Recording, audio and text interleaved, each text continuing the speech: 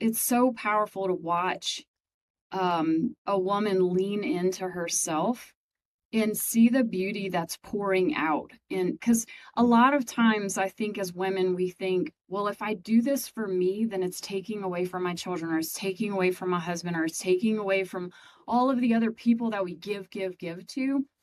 And to see these powerful women lean into themselves and do this work to build them, but to see the beauty pouring out into their families and seeing their children benefit from this, and hearing, things about their husband from you guys, and hearing the whole family build itself. I just think it's beautiful.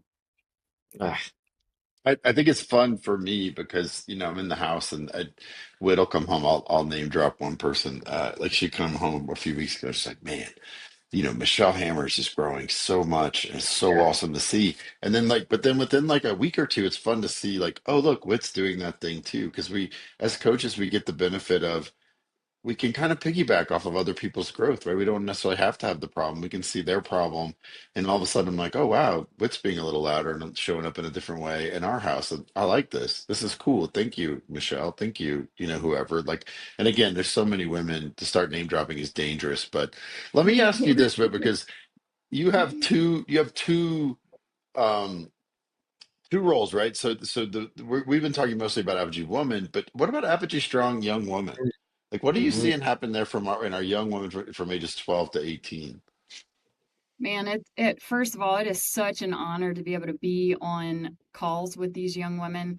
They, the the intelligence of these young women, and Mhm. I know that this is happening because they are in families, and the families are educating them, and the idea that they show up, number one.